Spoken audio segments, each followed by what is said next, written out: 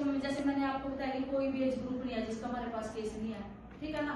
तो क्योंकि आज के जो बच्चों के साथ गलत घटनाएं घट रही हैं, कोई भी आप न्यूज़पेपर में पढ़ के देख लो, कोई भी न्यूज, कोई भी अगर आप न्यूज देखोगे, कोई भी यूट्यूब पे या आप टीवी में कोई न्यूज देखोगे, तो इसके दो ही मुख्य कारण नजर आते हैं जो छोटे बच्चों के साथ जो गलत काम हो रहे हैं, वो है डर और लालच।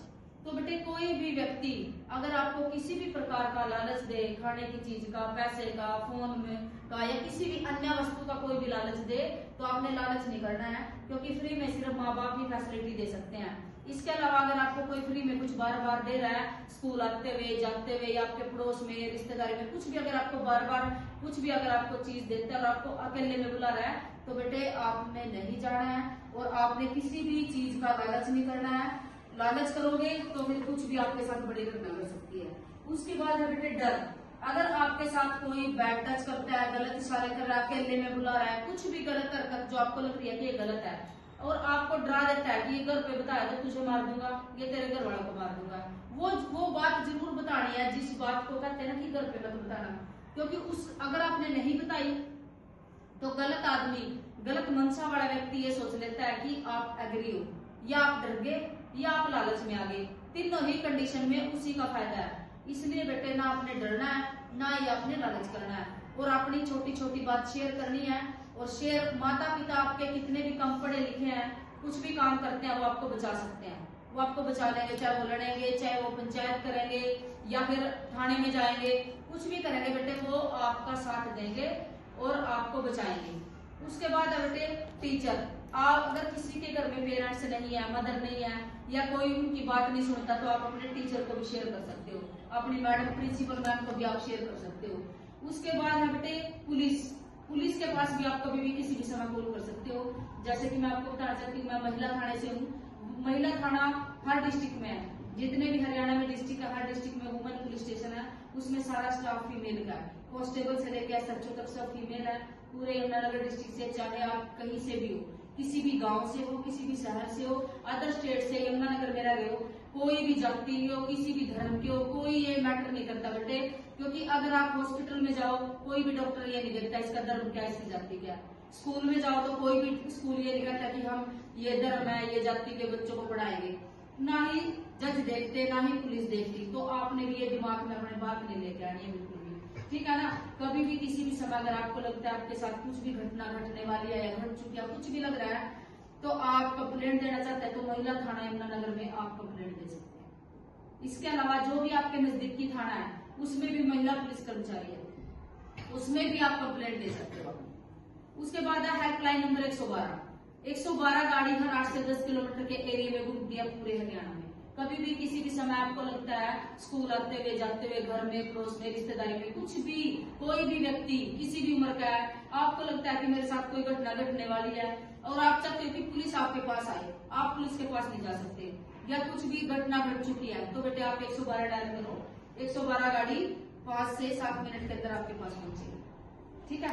अब पहले तो 100 नंबर, अब है 112 नंबर। अभी भी 100 नंबर पे कॉल करोगे तो 112 गाड़ी ही आएगी। उसके बाद है बेटे 112 ऐप। अब 112 हेल्पलाइन है तो 112 ऐप की जरूरत क्यों पड़ी? कई बार सिचुएशन ऐसी आ जाती है कि अपराधी आपके सामने खड़ा है, आप कॉल नहीं कर सकते, लेकिन अगर बेटे 112 ऐप पे आप क्लिक करोगे, 112 में काफी ऑप्शन है। अगर आपको फायर ब्रिगेड चाहिए, सेवा चाहिए फायर ब्रिगेड की, तब भी आप 112 पे कॉल करो। एम्बुलेंस चाहिए 112 पे कॉल करो। रेलवे में कर्मचारियों की आपको सेवा चाहिए, रेलवे पुलिस की मदद चाहिए, तब भी आप 112 पे कॉल करो। तो 112 पे कभी भी किसी भी समय आप उस पर क्लिक करोगे तो वहां से आपके पास कॉल आएगा। अगर आप कॉल नहीं उठा रहे हो तो अलर्ट का मैसेज चला जाएगा। अब जैसे कई बार सिचुएशन आपने सुना होगा, कलकत्ता में डॉक्टर के साथ रेप किया गया, उसको मार दिया, सुना होगा। टीचर के भी हमारे पास कई केस आया कि किसी टीचर को रास्ते में जाते हुए पकड़ लिया या जला दिया या मार दिया। सिचुएशन ऐसी है कि अपराधी आपके आसपास है, अपराधी आपके सामने है। जब 112 पे क्लिक करोगे तो हमारे हेडक्वार्टर पंचकुला में अलर्ट का मैसेज चला जाएगा और आपकी लोकेशन चली जाएगी। तो जो नजदीकी 112 है वो आपकी हेल्प के लिए पहुंचेगी, ठीक है। तो 112 ऐप आप सबके घर के फोन में जरूर होना चाहिए। आपके स्टाफ मेंबर को 112 ऐप जरूर डाउनलोड करवाना। उसके बाद है बेटे ट्रिप मॉनिटरिंग सेवा। ये तो आपने कभी नहीं सुनी होगी अब तक, लेकिन आपने ये सुना होगा कि चलती बस में छेड़छाड़ होगी, चलती ट्रेन में छेड़छाड़ होगी, रेप होगी, किडनैपिंग हो गया। तो ये सिर्फ फीमेल के लिए है। आपके सफर को सुरक्षित रखने के लिए हमारे पुलिस के उच्च अधिकारियों ने ट्रिप मॉनिटरिंग सेवा शुरू की है। इसमें क्या है कि अगर आप चाहते हो कि आपके सफर की सुरक्षा पुलिस करे, तो बेटा आपने सफर शुरू करने से पहले, चाहे कोई महिला वर्किंग है, चाहे नॉन वर्किंग है, कोई भी किसी भी एज ग्रुप की, चाहे दिन हो या रात हो, अगर आप चाहते हो कि आपकी सफर की सुरक्षा पुलिस करे तो आपने 112 डायल करना है। सफर शुरू करने से पहले आपसे कुछ फॉर्म भरवाया जाएगा, आपका नाम, आपका एड्रेस, आपके व्हीकल का नंबर और आपने कहाँ पे जाना है। तो आपका रूट, आपकी लोकेशन हमारे पास आ जाएगी। जब तक आप अपनी सुनिश्चित जगह पे नहीं पहुंचोगे जहाँ पे आपने पहुंचना है, पुलिस आपको हर आधे घंटे बाद कॉल करेगी, जिसको बोलते हैं ट्रिप मॉनिटरिंग सेवा। याद रहेगी? ठीक है। उसके बाद बेटे पूरे हरियाणा में कोई भी फीमेल कहीं पे भी सुनसान जगह पे खड़ी है, या बस स्टैंड खड़ी है, या रेलवे स्टेशन खड़ी है, कहीं पे भी आप खड़े हो, अगर आपको लगता है लास्ट बस चली गई, लास्ट ट्रेन चली गई, अब कहाँ जाए, सुनसान जगह है या फिर कोई पब्लिक वाली जगह है जैसे बस स्टैंड, रेलवे स्टेशन या कहीं पे भी बस स्टॉप पे, तो उस समय भी बेटे आपने किसी से लिफ्ट नहीं लेनी है। ऐसी अगर समस्या हो जाती है तो आपने 112 डायल करना है। 112 गाड़ी आपको घर छोड़ के आएगी। अगर आपका घर अदर स्टेट में, अदर डिस्ट्रिक्ट में है, तो बेटे आप जब तक आपके परिवार से बात नहीं होती, पुलिस आपको सेफ जगह पे रखेगी। ठीक है, ये है पुलिस के 112 डायल के फायदे। तो अपनी ये बातें ध्यान में रखना, अपने घर पे बतानी है, घर पे जाके 112 ऐप भी जरूर डाउनलोड करना है। और बेटे मैं आपको जानकारी के लिए बता देना चाहती हूँ, हमारे पास ऐसा कोई भी रिश्ता नहीं है जिसका हमारे पास केस नहीं है। अगर आपके साथ बैड टच करने वाला व्यक्ति, क्योंकि ऐसा कोई भी स्कूल, कॉलेज, इंस्टीट्यूट नहीं है जहां से हमारे पास केस नहीं है, क्योंकि दिक्कत स्कूल कॉलेज के मैनेजमेंट की नहीं है, दिक्कत वहां है जहां आप रहते हो। वहां हो सकती है जहां से आप आ रहे हो, आप जा रहे हो, आप रहते हो। तो अगर आपके साथ कोई बैड टच करने वाला व्यक्ति, गलत काम करने वाला व्यक्ति, या आपको गलत इशारे करने वाला व्यक्ति, कुछ भी गलत हरकत जो आपको लग रही है, वो व्यक्ति आपका नजदीक है, आप उसको जानते हो, आपका परिवार का सदस्य है, उसकी उम्र भी ज्यादा है, तो आपने ये नहीं सोचना कि मेरी बात पे कोई विश्वास नहीं करेगा।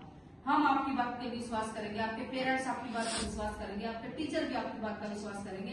क्योंकि बेटे कई बार बच्चे सोचते हैं कि ये तो मेरे दादू की उम्र का है, ये तो मेरे नानू की उम्र का है, ये तो गुड टच है, ये गुड टच है या बैड टच है, ये वो बच्चे कंफ्यूज हो जाते हैं। तो बेटे आपने दिमाग में रखना है नो टच। कोई भी अगर आपको बार बार टच करे, गलत तरीके से टच करे, उसको बोलो नो टच, दूर होकर बात करो।